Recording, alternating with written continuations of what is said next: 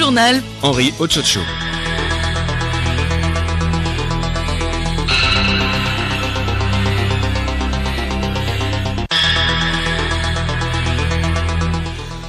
Mesdames, Mesdemoiselles, Messieurs, bonjour. Les titres de ce journal. À compter de ce lundi, toutes les visites aux détenus dans les prisons du Togo sont suspendues jusqu'à nouvel ordre. Cette décision du garde des Sceaux, ministre de la Justice, a fait l'objet d'une conférence de presse ce matin à Lomé.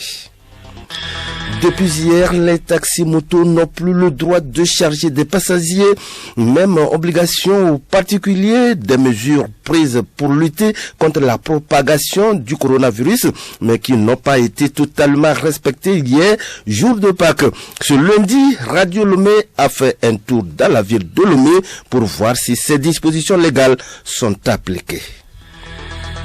Et puis, l'Union africaine veut coordonner l'aide que la communauté internationale a promise à l'Afrique dans le cadre de la lutte contre le Covid-19. 3 hommes et 8 femmes qui ont tous occupé des fonctions gouvernementales dans leurs pays respectifs, ainsi que dans des institutions internationales comme le FMI et la Banque mondiale ont été nommés pour mobiliser ces fonds.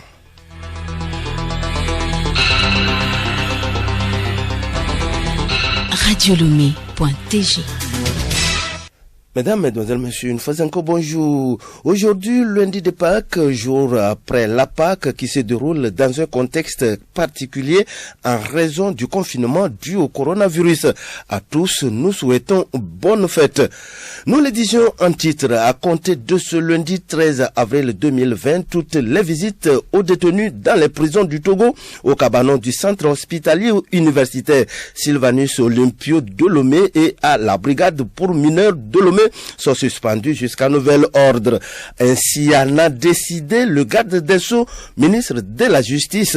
Le directeur de l'administration pénitentiaire et de la réinsertion, Idrissou Akibou, a animé ce matin une conférence de presse pour expliquer à l'opinion les raisons de ces dispositions. Geneviève Dognou.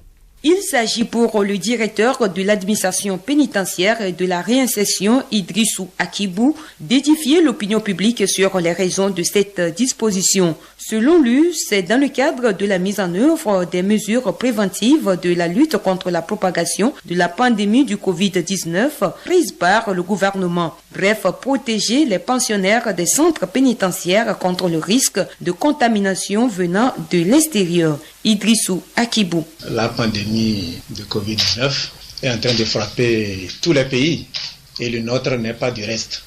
Donc les autorités, hautes autorités de notre pays ont pris un certain nombre de mesures dont nous, au niveau des prisons, nous nous sommes appropriés et nous avons été au-delà pour mettre en œuvre un certain nombre de mesures spécifiques au centre pénitentiaire. Et parmi ces mesures spécifiques figure celle de la suspension de toutes sortes de visites au niveau de nos prisons. Ceci a l'avantage d'interdire ou bien de faire en sorte que cette maladie ne puisse pas traverser les murs des prisons dans notre pays. Si un seul cas arrivait dans l'un de nos centres pénitentiaires, ce serait la catastrophe. Donc, il vaut mieux prévenir en interdisant que l'extérieur ne puisse pas apporter ce mal-là dans nos prisons. C'est ce qui justifie la mesure qui a été prise à travers le communiqué du garde des Sceaux, ministre de la Justice. Pour donc renforcer les mesures d'accompagnement déjà existantes dans les prisons, l'État a pris d'autres dispositions pour soutenir les détenus dans ces moments difficiles. Retrouvons Idrissou Akibou. C'est une mesure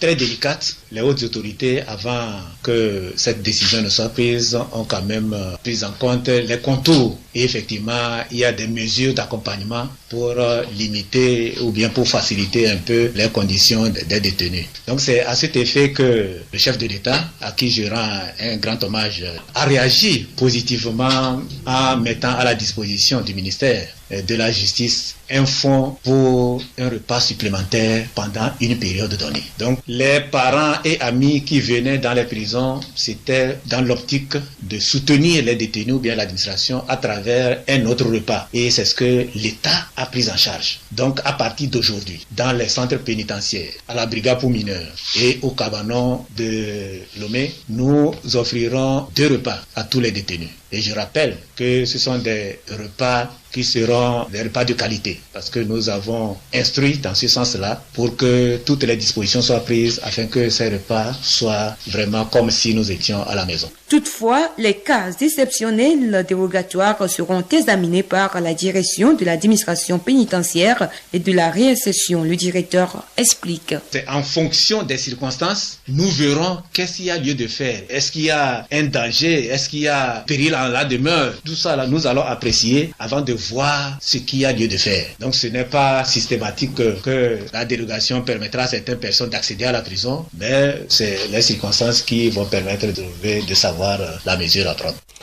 Nous le disions également en titre depuis hier dimanche, les taxis motos n'ont plus le droit de charger des passagers. Quant aux particuliers, même obligation, des mesures prises pour lutter contre la propagation du coronavirus, mais qui n'ont pas été totalement respectées hier, jour de Pâques. Ce lundi devrait constituer un test pour voir si les émidiamènes, comme on les appelle communément, appliquent les dispositions légales. Odette Pira a tendu son micro à certains des émidiamènes que nous écoutons. Je suis sorti pour travailler, en ce sens que on nous a parlé d'accompagnement de 20 000 francs. J'attends l'argent là que je n'ai pas encore reçu et je suis obligé de sortir. On nous a appelé soit disant que les 855 et qu'il a déjà enregistré, donc de donner les numéros de nos cartes de lecteurs. Ça, c'est ce qui est un peu... Depuis ce jour-là jusqu'à présent, on n'a rien reçu. Fort longtemps, on a fait ça, mais on n'attend rien jusqu'à aujourd'hui.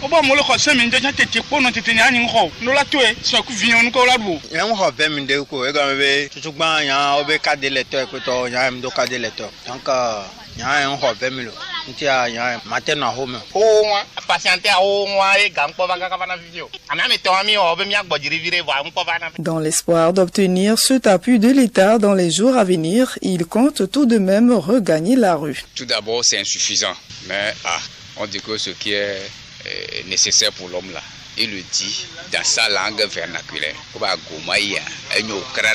Mieux vaut un peu de choses que de n'avoir rien. Et surtout les 20 000, ça va faire quoi?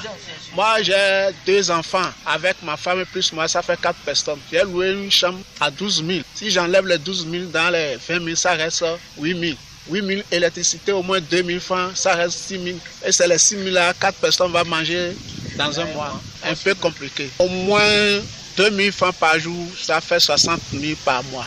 Donc on peut demander pour faire nos besoins à la maison pour un mois. Mes dépenses mensuelles dépassent ça. Si on m'avançait avec 50 000 francs par mois, ça me fera plaisir, ça peut m'aider. Oh non, on va encore travailler. On va manger quoi à la maison? Les 20 000 là, ça ne suffit pas. 20 000 là, on va nous laisser travailler, on va nous protéger. Nous, on va protéger avant de travailler. Ce serait un peu difficile de rester à la maison. Le gouvernement est bien conscient du caractère pénalisant de cette interdiction pour les professionnels, raison pour laquelle les conducteurs de taxi recevront une indemnisation mensuelle de 20 000 francs CFA jusqu'à la fin de la crise, une aide et non un salaire. Merci à toi, Odette Kwira. La situation du coronavirus au Togo, lundi 13 avril 2020, il compte au jour d'aujourd'hui 77 cas confirmés, 45 cas actifs, 29 personnes guéries, 3 cas de décès. Un nouveau patient a été testé positif sur les 207 tests de dépistage effectués ce matin. C'est désormais 2739 tests au total qui ont été effectués sur toute l'étendue du territoire national depuis la survenue du coronavirus. Le journal Henri Ochocho. Actualité internationale, l'Afrique face à la pandémie du coronavirus, selon le Centre pour la prévention et le contrôle des maladies de l'Union africaine, le continent africain comptait hier dimanche 13 814 cas confirmés de Covid-19 pour 747 décès. Les pays les plus touchés restent l'Afrique du Sud, l'Algérie, l'Égypte, le Maroc et le Cameroun. Par ailleurs, les Africains de Chine dénoncent les discriminations discrimination dont ils sont victimes. Refoulés en effet des hôtels mis à la porte de leur logement, nombre d'Africains installés à Canton dans le sud du pays se disent victimes de discrimination et d'arrestations abusives ces derniers jours dans le cadre de la lutte contre le coronavirus, rapporte notre correspondant de Pékin, Stéphane Lagarde. Des incidents qui ont entraîné de vives réactions de la part des diplomaties africaines. L'Union africaine a aussi fait part de sa préoccupation extrême et le président de la commission de l'UA, Moussa Faki Mahamat, dit avoir invité l'ambassadeur de Chine pour lui exprimer cette inquiétude et réclamer des mesures. Les États-Unis ont également dénoncé ce qu'ils appellent la xénophobie des autorités chinoises à l'égard des Africains. L'Union africaine nomme 4 envoyés spéciaux pour mobiliser des fonds contre le Covid-19.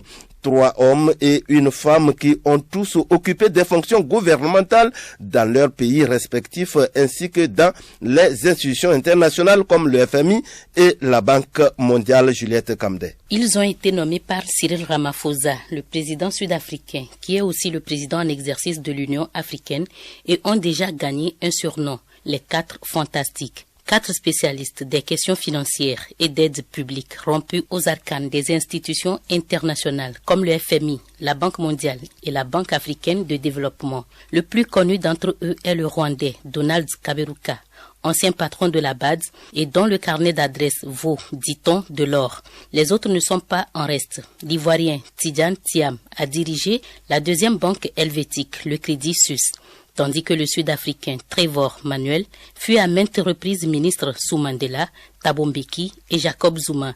Il a même un temps été pressenti pour diriger le FMI. Quant à la Nigériane Ngozi Okonjo-Iweala, ancienne directrice de la Banque mondiale, elle est réputée connaître sur le bout des doigts cette institution où elle avait fait ses premières armes dès 1982. Les 4 ont pour mission de coordonner l'aide que la communauté internationale a promise à l'Afrique.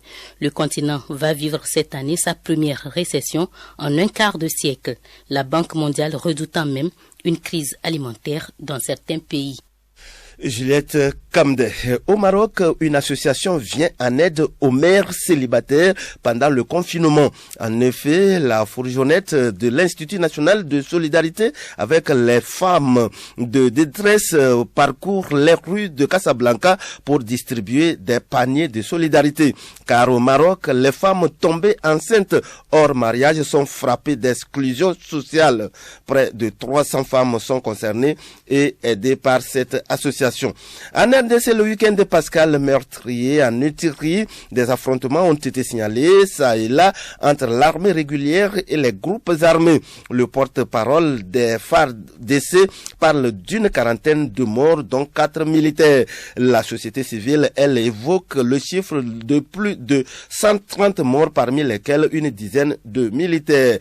Toujours en RDC, alors qu'on fait face à coronavirus, Ebola prend 2 vies à Béni.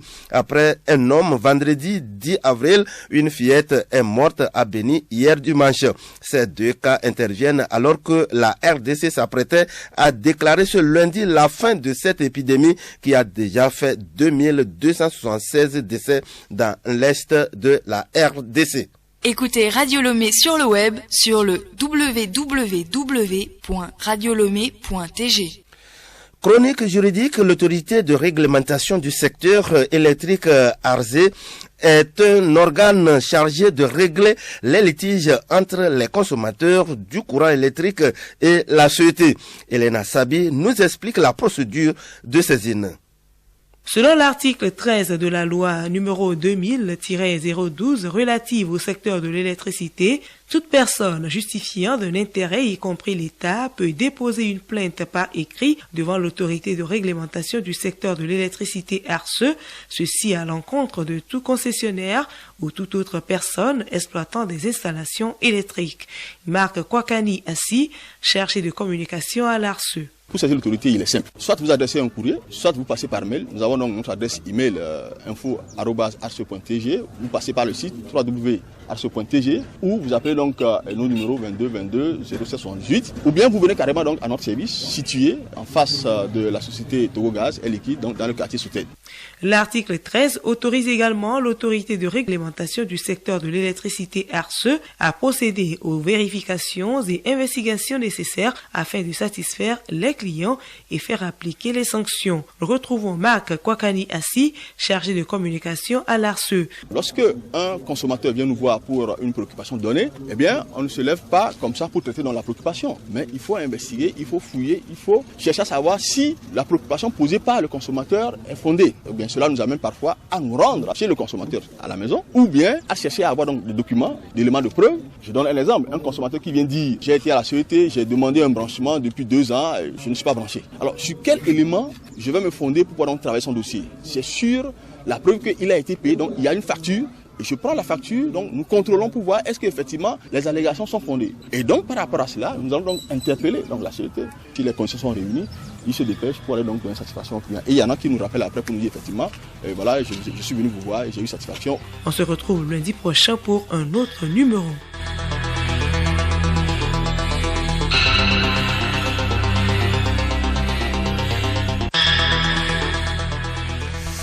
Merci à toi, Elena Sabi, pour cette chronique juridique qui met fin à ce journal. Le rappel des titres avant de nous quitter. À compter de ce lundi, toutes les visites aux détenus dans les prisons du Togo sont suspendues jusqu'à nouvel ordre. Cette décision du garde des Sceaux, ministre de la Justice, a fait l'objet d'une conférence de presse ce matin à Lomé. Depuis hier, les taxis-motos n'ont plus le droit de charger des passagers. Même obligation aux particuliers, des mesures prises pour lutter contre la propagation du coronavirus, mais qui n'ont pas été totalement respectées hier, jour de Pâques. Ce lundi, Radio Lomé a fait un tour dans la ville de Lomé pour voir si ces dispositions légales sont appliquées. Et puis, l'Union africaine veut coordonner l'aide que la communauté internationale a promise à l'Afrique dans le cadre de la lutte contre le Covid-19. 3 hommes et une femme qui ont tous occupé des fonctions gouvernementales dans leurs pays respectifs, ainsi que dans les institutions internationales comme le FMI et la Banque mondiale ont été nommés pour mobiliser ces fonds. Bon après-midi à tous et à toutes.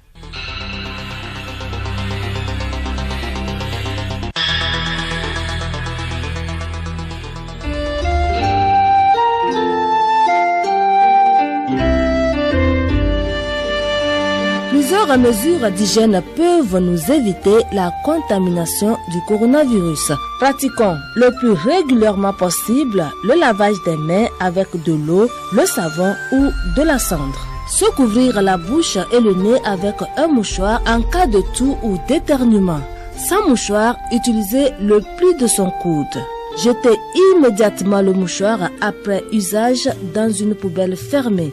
Évitez de plonger les doigts dans les yeux, le nez ou la bouche. Évitons les contacts proches en restant à au moins 1 mètre des autres personnes, surtout si elles toussent ou éternuent. Évitons les poignées de main car le virus passe aussi par le contact physique. Se donner des bises n'est également pas conseillé. Restez à la maison si vous ne vous sentez pas bien. Ne pas se rendre chez un médecin à l'hôpital. Contactez plutôt le 22 22 20 113 pour être pris en charge par la cellule de gestion de la maladie. Portez un masque chirurgical jetable si vous êtes malade ou pensez l'être afin de ne pas contaminer vos proches. Mesdames et messieurs, en suivant toutes ces mesures, on va éviter la propagation du coronavirus.